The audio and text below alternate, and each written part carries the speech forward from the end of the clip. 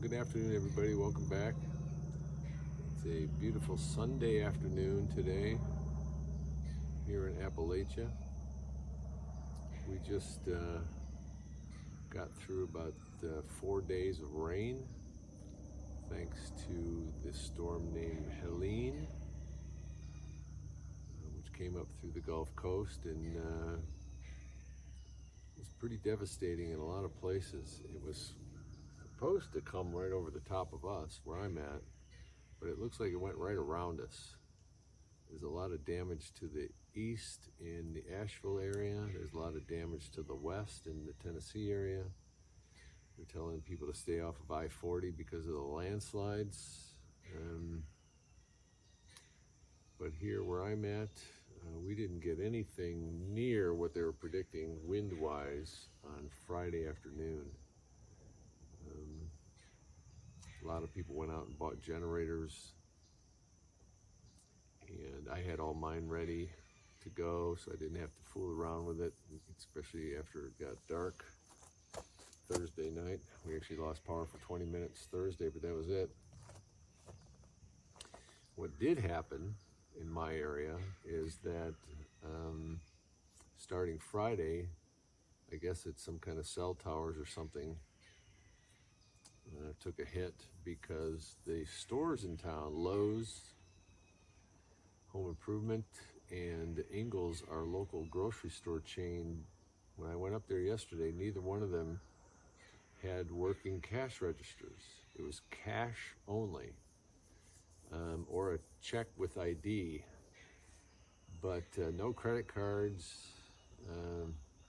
It was a very difficult situation for the people working there. I walked into Ingles and walked right back out, but I was in Lowe's talking to people that I know that work there, and it was not a good situation. It was very difficult. Had to have a lot of patience.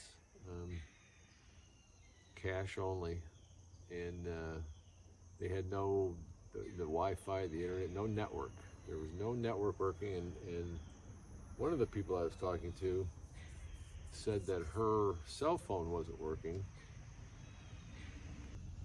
So this one woman that I know that works there, we were talking about it, and she has Verizon, I have Verizon, and mine works, but hers wasn't working. So what it did was pointed out a real problem in our society, a real challenge with this over-reliance on technology.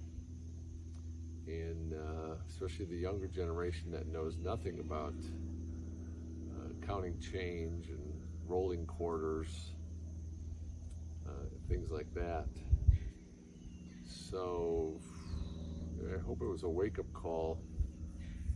It made me think about some research I was doing some time ago, some years ago, about, and what I found was there were towns around the United States that had created their own currency so that they could basically exchange goods and services without the use of the government script, which we call the US dollar, the Federal Reserve notes. And obviously you could do this without credit cards and without electronics, and get back even to bartering and just exchanging either labor for goods or one good for another.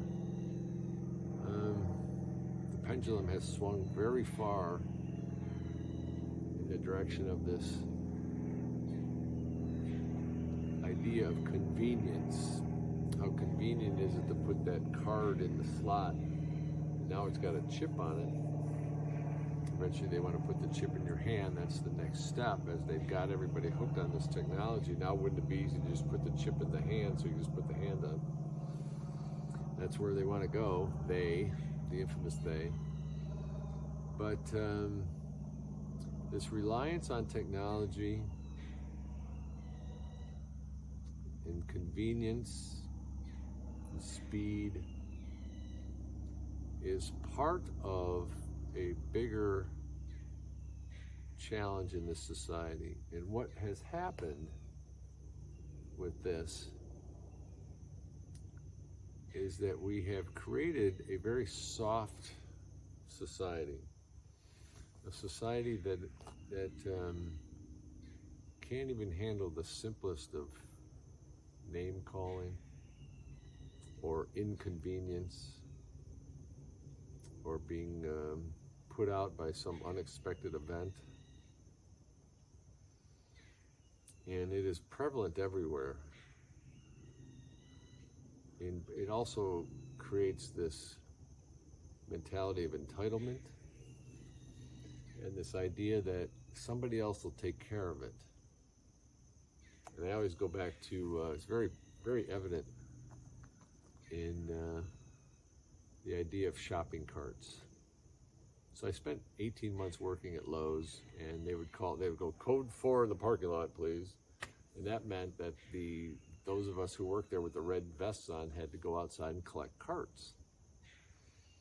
And people leave carts all over the place. You know, it's bad enough that they can't push them into the collection areas that are out there, much less push them back into the store.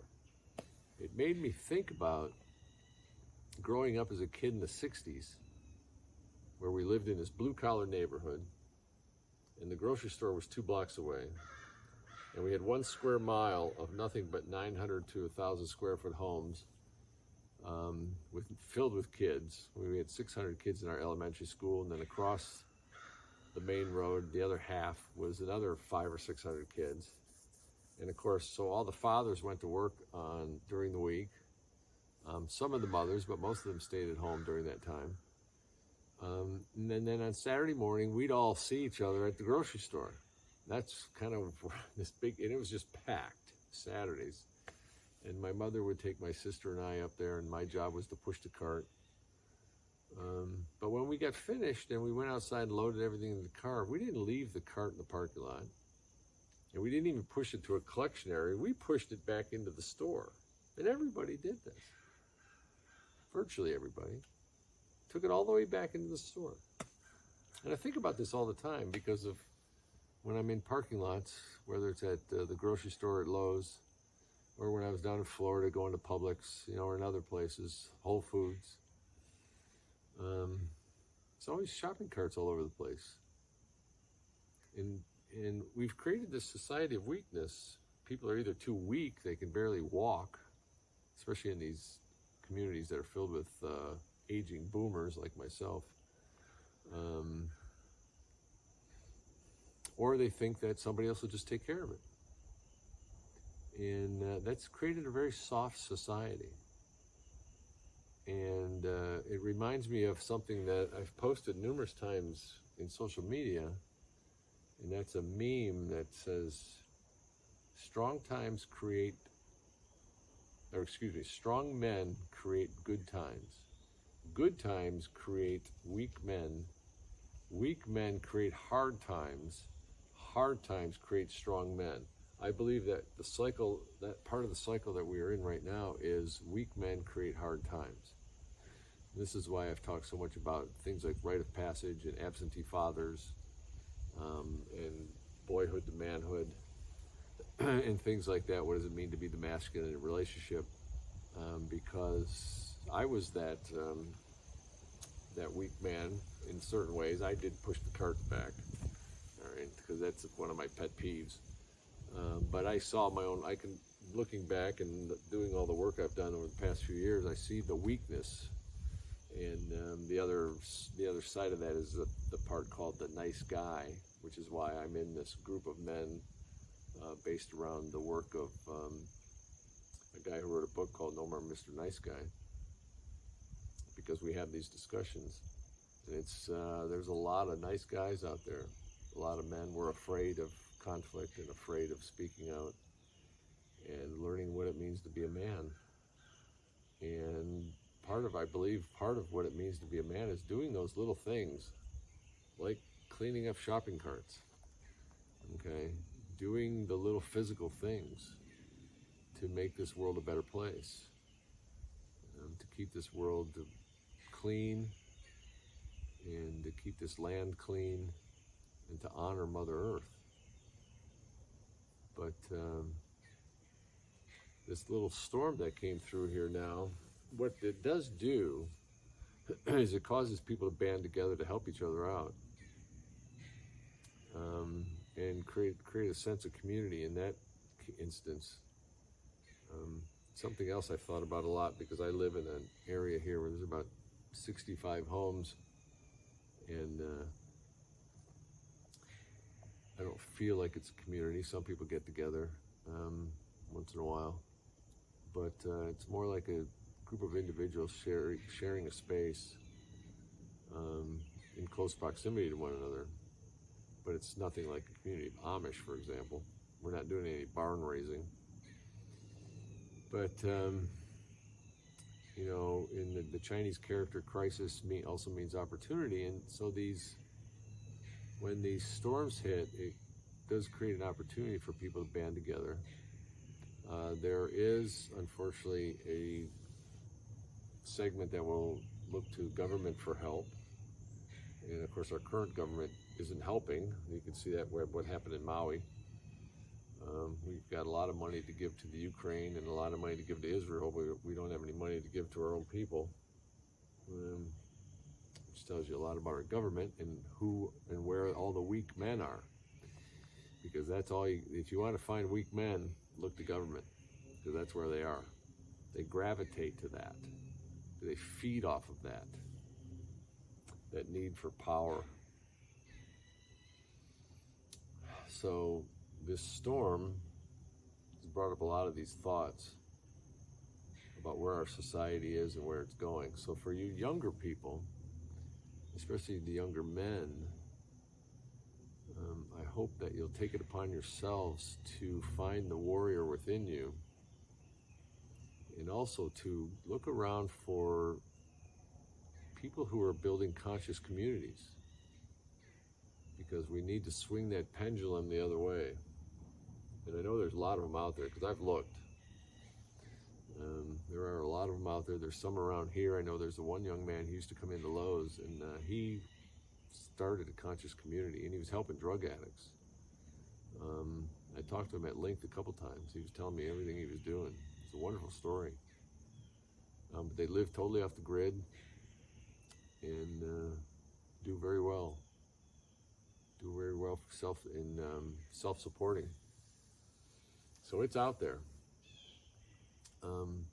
I've thought about, if I was about 30 years younger, I would look into, there's some places around the world, in Italy, where I lived for many years. I wouldn't go back there, but one of the interesting places is Russia, which is a lot of land that's not inhabited, and they will give you land for free. I have seen the programs. I looked into them a little bit. It would be a very interesting idea. A lot of fertile land there. And if somebody wanted to homestead, you could probably get lost there pretty easily. You'd have to be pretty strong, and you'd have to be able to fix things on your own and build things, but it could be done. And that would be a very interesting thing to do. Possibly something I'll do in my next incarnation, who knows.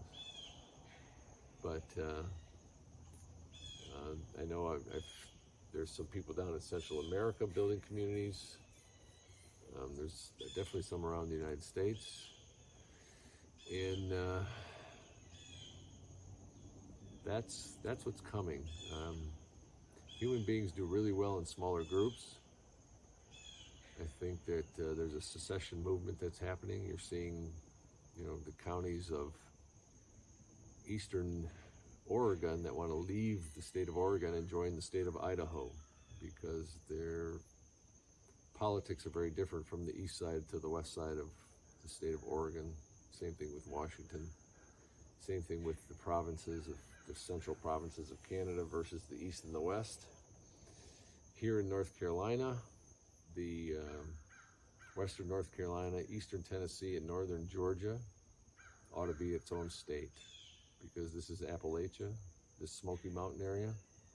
This ought to be its own state. Very different from the Charlotte area, and very different from the Raleigh area out by the coast. Different people, different mentality, different lifestyle.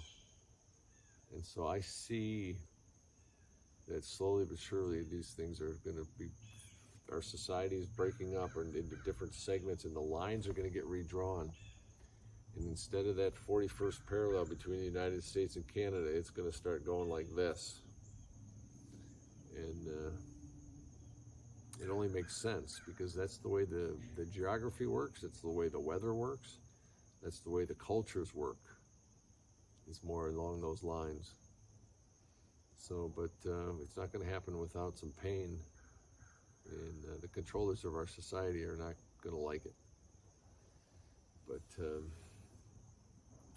yeah, these storms and these crises are going to, you know, they have a silver lining, and that is to bring people together. We just have to be conscious about it, and we have to keep our wits about us, and especially the men. We have to find that warrior.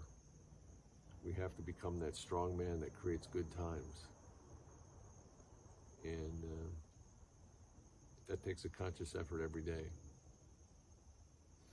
So be conscious about it, especially the men out there. If you're the women out there, anybody listening, find your feminine spirit, your feminine warrior, your feminine goddess, and help your man find his warrior. And that's how we're going to make a better planet and a better society. So I'll leave you with that today on this beautiful Sunday. We will say goodbye for now. We'll go cosmic energy, earth energy, heart energy. Send loving energy to all beings, all dimensions, all timelines, all realities. May this day be filled with compassion, loving kindness, and courage. Until the next time, aho.